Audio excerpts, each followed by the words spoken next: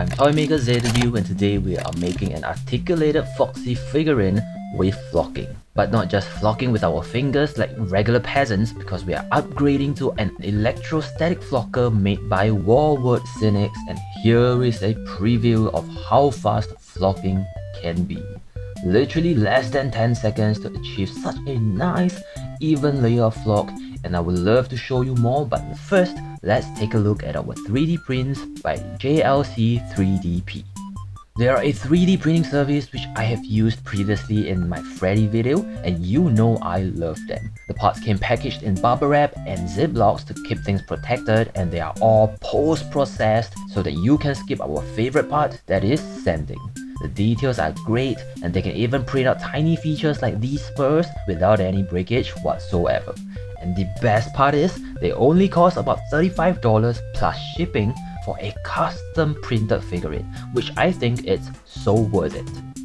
The ordering process is also super easy as well. Click my link below to create an account for your $60 worth of coupons, then drag in all the parts you want to print, and you can start choosing the material that you want to use.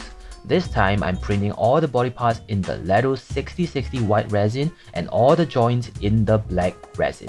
That's right, King Spino X decided to separate the joints into their own 3D model, so you can basically print multiple pieces of the joints to attach to your body parts after printing, which has also helped to reduce the cost because we don't have to print the entire piece in black like we did for Freddy. Unfortunately, I don't think he mentioned anywhere about how many pieces of joints you will need, so I had to figure it out myself, and this should be what you will need for each part. Feel free to take a screenshot. Now I know some of you have issues with your ordering, so I want to make it clear that I actually scaled each of the models by 1.5 times with Mesh Mixer, which is a free program that you can easily download on their website. Then you can basically scale up the models and separate them into individual shells and upload them to the website. As simple as that. What we have to do now is to organize the joints to their respective body parts, and we can start gluing them together. Some parts are easy, you can glue them on straight away, but some of them require sanding in order to snap them into place. And then there are also joints that are somehow too long for their parts, which we will have to sand shorter and snap off the corners to make things look prettier. And now they are ready to be test fitted together to see if everything works. For the jaw, I simply use a metal wire to connect it to the head, and I use the same metal wire to support the ears. And if you would like to support my channel to help me make more videos, make sure to click on the links below every time you watch my videos if you're interested in the products that I use, so that the companies will continue to work with me in the future. Thank you so much for your help, and Foxy fits really well together. I really like this model, especially the articulated aspect of it, and King Spino X has also fixed some of the issues that I addressed in my Freddy video. What I would like to do now is to sand the non-flock parts like the eye patch and the nose, because we are going to paint it and I don't want layer lines to show. The other part I want to improve for this model is to make the eyebrows magnetic, because I think they look pretty awkward just popping out of his forehead. I'll be cutting the poles off to use them as base for our magnets. Then for the eyebrows themselves, I'm going to trim them down to look nice and neat, drill a hole to fit a smaller magnet which will attach to the head flawlessly. The last modification I want to do is to trim the sharp edges of the joints to integrate them nicely with the shoulder pads, and every single part is ready to be flocked. The good thing is, we don't have to flock the bottom at all because Foxy is wearing pants and he has metal legs, which is going to save so much time. But this is the true time saver. Here we have an applicator made by WWScenics, and after watching that tutorial on how to use it, I realized that this is meant for terrains that you flock downwards, while the static box allows you to rotate your model while it is flocking upwards to get a complete coverage. So today I will be testing out the box instead.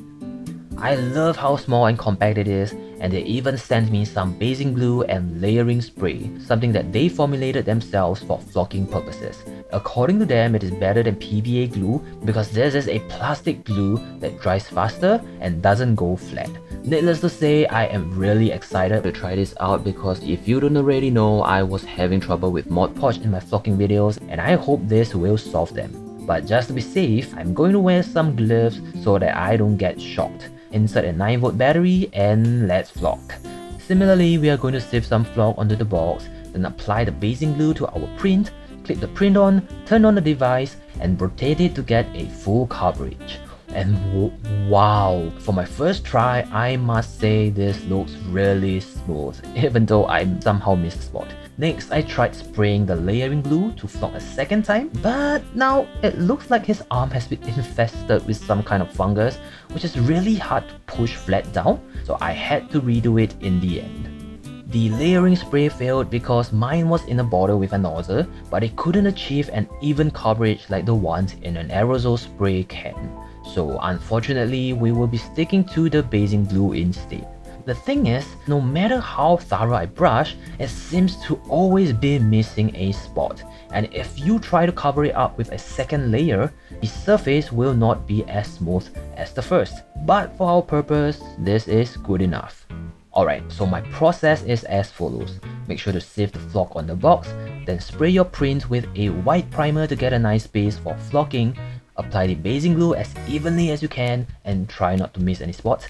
Clip it, turn it on, and rotate it to watch the magic happen. Looks pretty awesome, right?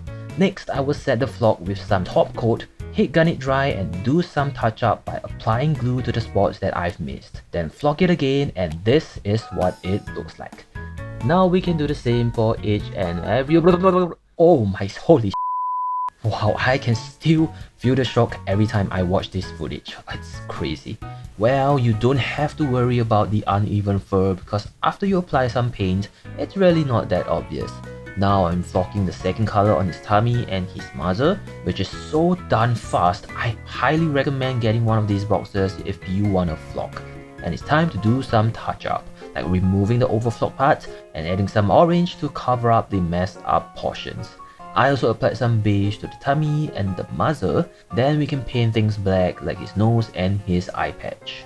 The really fun part is the detailing, like adding the markings with a toothpick, painting his teeth white, and adding gold paint to 2 of them, then some silver to the endoskeleton. I also added some maroon to the insides of the ears, and we can start dealing with all the other black parts, like the insides of Foxy's body, all the exposed joints, and also all the cracks in Foxy's arms, which we will have to remove the flock and replace it with some black paint. Now yellow paint for Foxy's eyes, then some UV resin to make it shine. Then we can finally deal with the metal portion like his hook, the insides of his body again, and the entirety of his bottom half. Look at how much difference it makes with the metallic effect. I was so inspired by that, I decided to take things to the next level with some real fabric.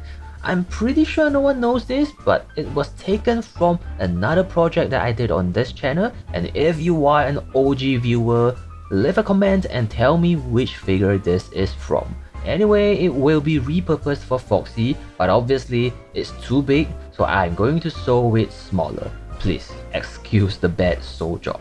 But at least it fits now, and I'll be painting it yellowish brown, trim it to the right length, destroy the edges with a scissors, cut a hole in it, and it is almost done. Last but not least, you guys kept telling me to dirty Freddy up, so fine, I will dirty Foxy up with reference to this image so that I won't take things too far and make a burnt Foxy instead. And to make things a little bit more realistic, I added some blood to the teeth and the hooks, and honestly, this really helps cover up all the bald spots, so I'm grateful for this suggestion. An articulated Foxy figurine flocked to make it more realistic. This has been such a fun project trying a new method of flocking, which is definitely the way to flock from now on. Honestly, after all the painting and the weather damaging, you are not able to tell the unevenness in the flocking, luckily. Huge credit to the well-made model as well as the amazing print. Please go ahead and click the links below to support them. Now watch my Freddy video or else they will haunt you in your sleep.